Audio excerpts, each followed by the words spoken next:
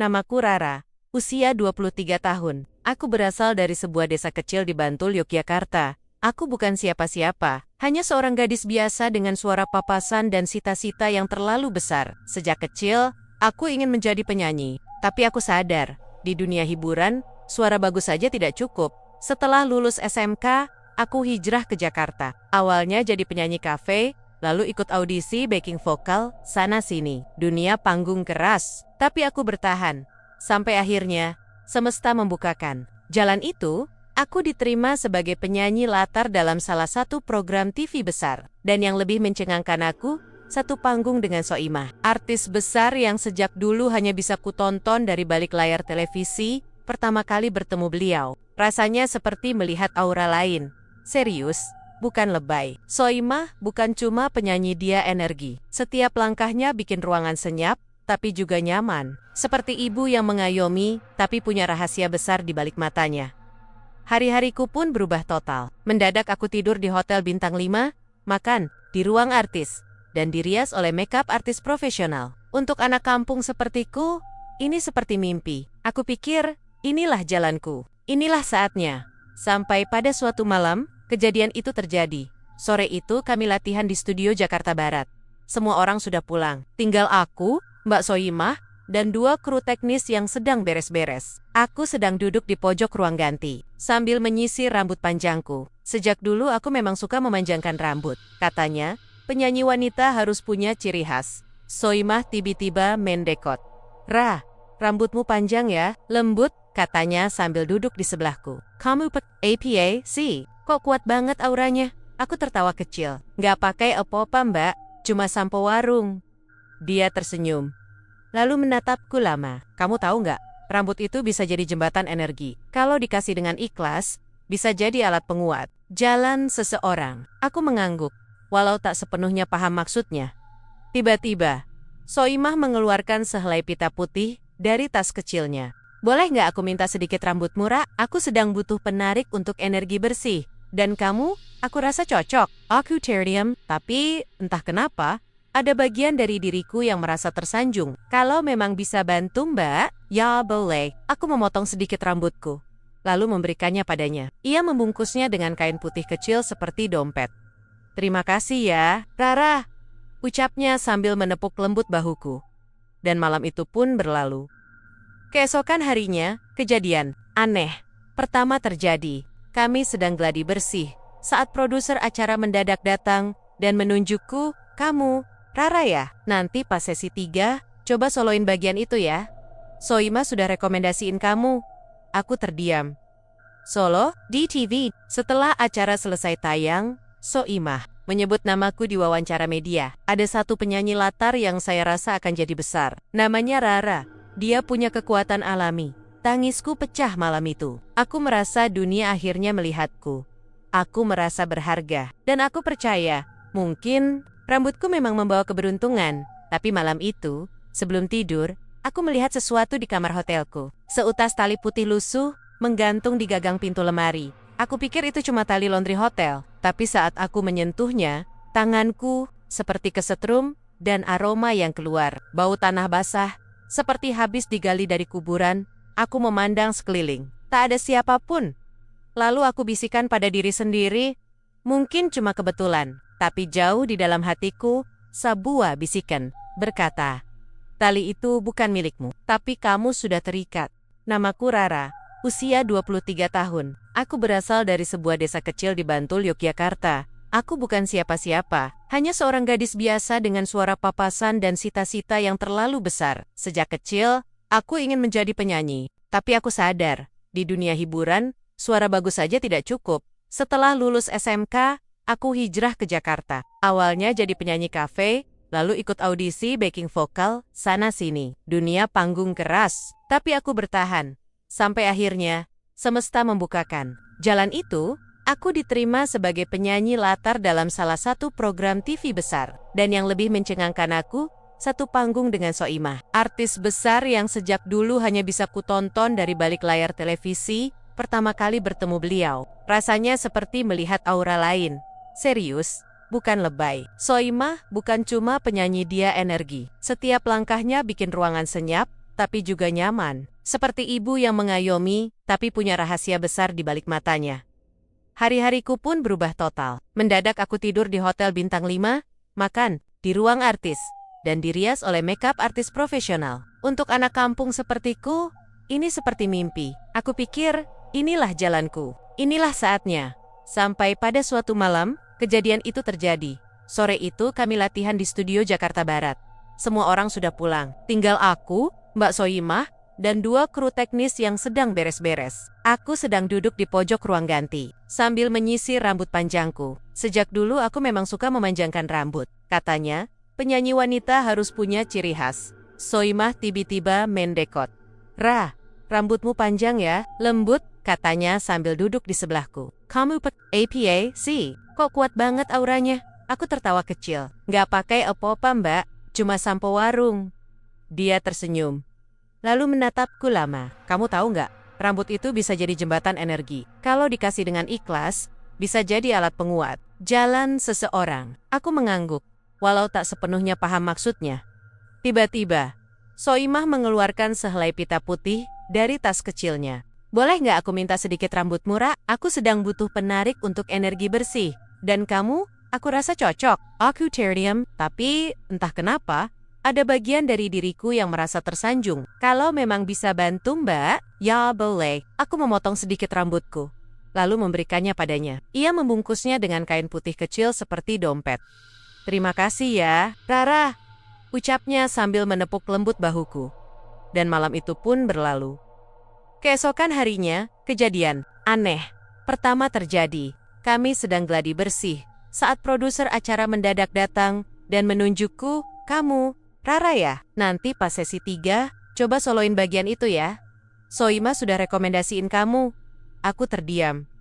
Solo di TV. Setelah acara selesai tayang, Soimah menyebut namaku di wawancara media. Ada satu penyanyi latar yang saya rasa akan jadi besar. Namanya Rara. Dia punya kekuatan alami. Tangisku pecah malam itu. Aku merasa dunia akhirnya melihatku.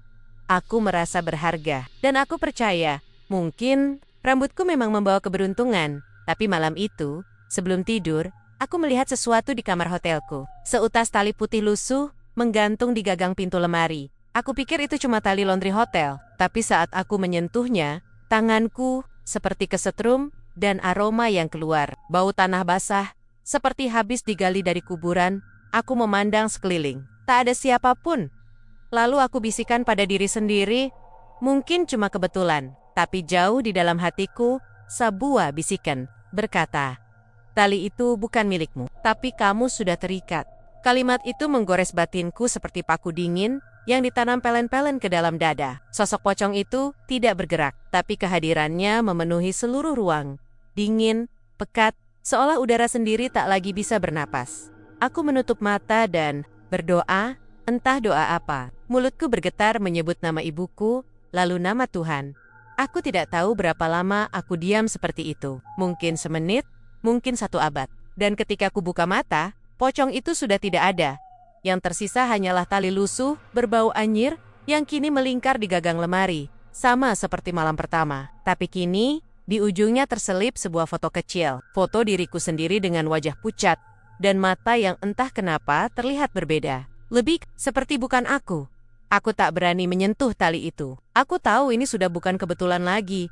Keesokan harinya, aku izin dari acara syuting. Kupikir, jika aku tetap diam, maka semuanya akan makin memburuk. Ini bukan sekadar mimpi buruk atau halusinasi akibat kelelahan. Ini nyata, dan aku tahu, hanya satu orang yang bisa membantuku. Mas Denny Darko. Aku mengenalnya secara pribadi, walau tidak dekat. Ia sering datang ke lokasi syuting sebagai bintang tamu acara mistik. Katanya dia bisa melihat, tapi tak sembarangan bicara. Tapi sekarang aku butuh bantuannya, atau mungkin pengakuannya. Aku nekat datang ke rumahnya di kawasan Bintaro. Tanpa janji, tanpa rencana. Seorang asisten membukakan pintu, dan hanya berkata, "Mas Denny sudah tahu kamu mau datang. Silakan masuk." Jantungku semakin tak karuan. Mas Denny duduk bersila di ruang tamu. Ruangan itu wangi dupa, tapi tidak menyengat. Hening, tapi tidak sepi. Di belakangnya ada rak buku tua.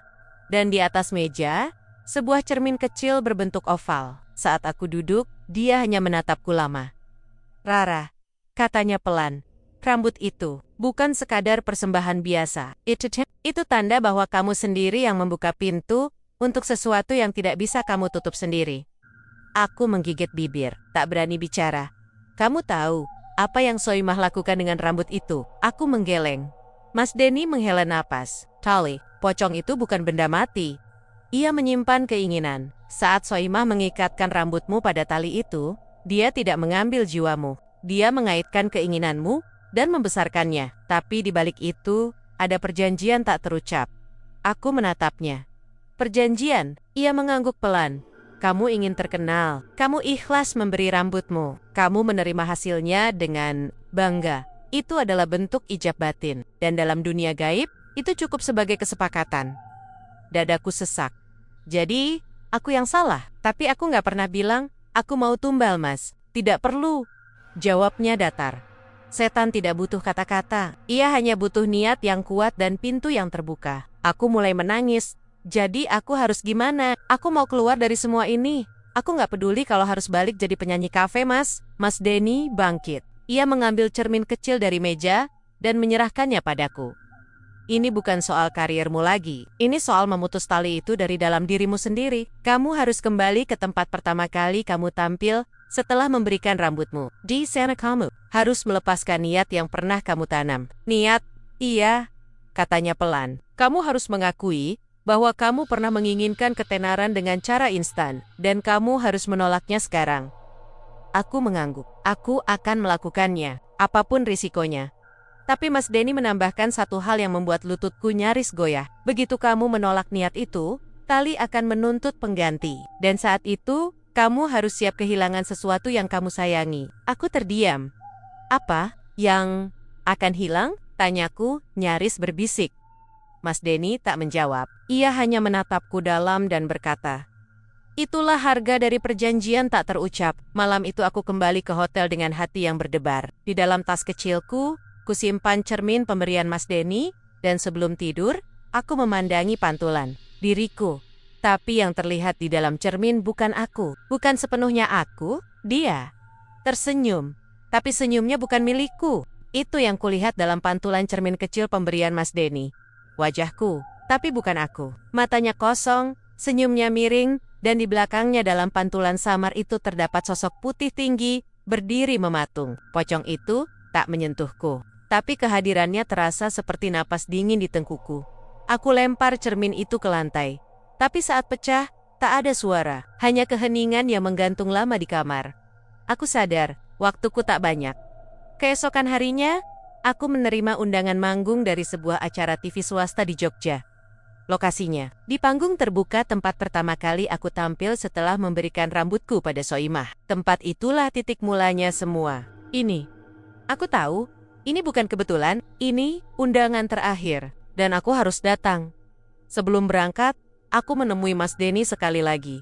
Dia tidak bicara banyak, hanya menyerahkan sebuah kain putih kecil dan berkata, di lokasi nanti, cari ruangan dengan dinding kaca atau cermin. Disitulah semuanya akan diuji. Tapi ingat, kamu hanya punya satu kesempatan. Kalau gagal, tali itu akan membelit selamanya. Aku mengangguk, menggenggam kain itu erat. Sesampainya di Jogja, suasana di panggung terasa lain.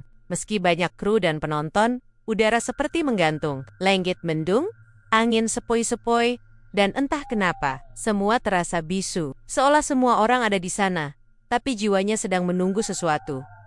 Seseorang dari panitia berkata, Rara, ruang ganti kamu di belakang panggung, pojok sendiri. Di ruang cermin, Soimah minta kamu disendirikan, biar bisa konsentrasi. Ruang cermin, hatiku langsung berdebar. Ini dia. Saat aku masuk, ruangan itu seperti tak tersentuh waktu. Dindingnya penuh cermin dari lantai hingga langit-langit. Tak ada kursi, hanya satu meja kayu tua, dan vas berisi bunga melati kering. Bau anyir samar tercium begitu aku menutup pintu. Dan di tengah ruangan itu, terletak tali pocong lusuh yang sudah tak asing lagi bagiku. Kali ini, talinya dililit. Simpul, dan di ujungnya tergantung liontin kecil. Aku mendekat. Saat kulihat, lebih dekat. Di dalam liontin itu, ada sehelai rambut-rambutku sendiri. Tubuhku melemas, tapi aku tahu, ini saatnya. Aku duduk bersila, mengeluarkan kain putih pemberian Mas Denny, lalu kuletakkan rambutku di atasnya. Kututup mataku dan mulai bicara. Aku, Rara, pernah menyimpan niat untuk terkenal dengan cara mudah. Aku pernah menerima pujian tanpa tahu harganya. Tapi hari ini, aku kembalikan semuanya. Tangisku pecah. Suara sinden lirih mulai terdengar dari dalam cermin-cermin itu. Bukan dari speaker, bukan dari luar ruangan, tapi dari dalam bayangan. Aku terus bicara. Walau suara gemetar, aku memilih jalan yang jujur. Jika harus mengulang dari awal, aku siap. Tapi kumohon, lepaskan aku dari perjanjian ini. Tiba-tiba, seluruh cermin bergetar. Suara sinden makin nyaring. Cermin di belakangku mulai retak. Dan dari retakan itu, muncul tangan putih terikat. Kane Pokong, tangannya tidak menyentuhku, hanya menunjuk ke arah satu cermin besar di depan. Aku bangkit, melangkah ke arah cermin itu. Di sana, kulihat pantulan diriku. Tapi kali ini, bukan dengan wajah aneh, melainkan dengan dua bayangan di belakangku. Yang satu adalah aku, versi yang pernah kusangka hebat, mengenakan gaun pesta, tersenyum penuh ketenaran. Yang satunya lagi, pocong itu, membisu, membuntuti, lalu tiba-tiba pantulan diriku di cermin berkata sendiri, "Kalau kau buang ketenaran ini, kau akan kehilangan sahabatmu." Aku terpaku. Sahabat, cermin itu menampilkan wajah Ningrum. Dia tertidur di kamarnya. Damai, tapi tali pocong yang semula ada bersamaku, kini menggelayut di lehernya. Samar seperti kabut. Pilihan itu kini, memutus semua ikatan dan menyelamatkan diriku, atau mempertahankan sisa ketenaran. Tapi membiarkan Ningrum perlahan diambil sebagai pengganti. Aku menangis. Tolong, jangan Ningrum, ambil aku. Aku yang mulai semua ini. Tapi cermin hanya memantulkan satu kalimat terakhir, kamu tidak bisa memilih dua-duanya. Ini perjanjian tak terucap, tapi sudah dicatat, dunia gaib. Kalimat itu terpantul di seluruh cermin, seperti gema dari alam yang tak kasat mata. Aku berdiri sendiri di tengah ruangan. Dikelilingi bayanganku sendiri, semuanya menyerupai aku, tapi satu demi satu berubah menjadi versi yang mengerikan. Satu, tersenyum licik. Satu, memegang piala dengan darah menetes. Dan satu, memakai baju putih penuh tanah, dengan tali pocong melilit perut dan lehernya. Itu aku jika aku terus memilih jalan pintas. Aku ingin menjerit, tapi mulutku keluh, hanya air mata yang tumpah. Bersatu dengan peluh dingin yang membanjiri tubuhku. Dan di cermin itu, Ningrum sahabatku, satu-satunya orang yang selalu ada terbaring dengan leher dililit samar tali pocong. Nafasnya terlihat berat, walau dia tertidur. Lalu, suara berat itu muncul lagi, menggema tanpa asal. Kamu bebas, jika kamu memberikan sesuatu yang lebih berharga daripada rambutmu. Aku memejamkan mata.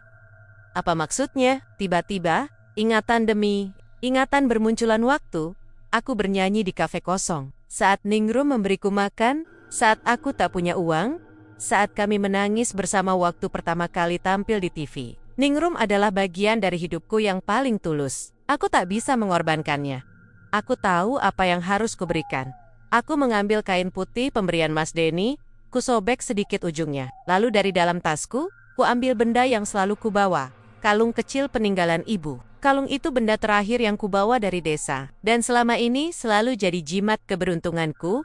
Kalung itu kubungkus bersama sehelai rambutku yang terakhir, lalu kuletakkan di tengah lantai ruangan. Lalu aku berlutut dan berkata, "Ambil ini, ambil keberuntunganku, ambil semua potensi ketenaranku, tapi lepaskan Ningrum, jangan ganggu dia, jangan sentuh dia." Angin tiba-tiba berputar di dalam ruangan. Semua cermin berembun dan bergetar. Suara sinden naik seperti sirene dari neraka, memekakan telinga, lalu berhenti mendadak. Dan semua cermin retak bersamaan.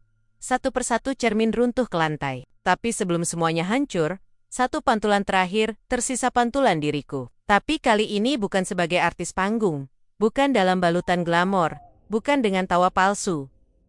Aku berdiri di sana dengan wajah sederhana, rambut terurai biasa, tak ada makeup, tapi aku terlihat bebas. Begitu kusadar, tali pocong itu sudah tak ada di ruangan. Foto kecilku yang dulu tergantung di ujung tali juga lenyap. Bau anyir berubah menjadi aroma melati segar. Dingin yang mencekam berubah menjadi kehangatan. Aku membuka pintu ruang ganti. Cahaya sore masuk. Semua suara kembali. Suara panggung. Kru yang berbicara, penonton yang mulai berdatangan. Seorang kru menghampiriku. Rara, kamu nggak jadi tampil ya? Katanya Mbak Soima bilang kamu batal. Aku mengangguk pelan.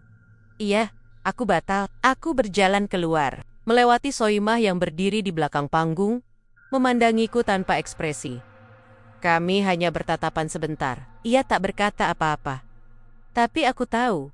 Ia tahu. Aku sudah memutuskan. Di luar, Ningrum sudah menungguku. Ia tampak sehat, segar, seolah tak pernah terjadi apapun. Ia memelukku erat dan berkata, akhirnya, kamu kembali.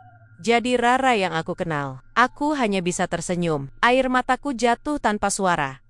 Sejak hari itu, aku berhenti dari dunia hiburan televisi. Kupilih jalanku sendiri jadi penyanyi lepas, mengajar vokal anak-anak, dan bernyanyi dengan jujur. Kadang, tawaran besar datang, tapi aku selalu ingat.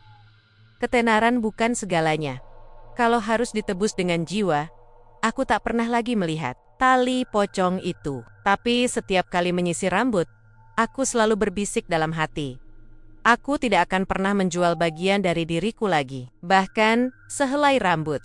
Kalimat itu terus terngiang dalam hati setiap kali aku duduk sendiri di depan cermin, bukan cermin panggung, bukan cermin makeup, tapi cermin kecil di rumahku yang sederhana. Cermin yang tak lagi memantulkan ambisi kosong, melainkan kenyataan.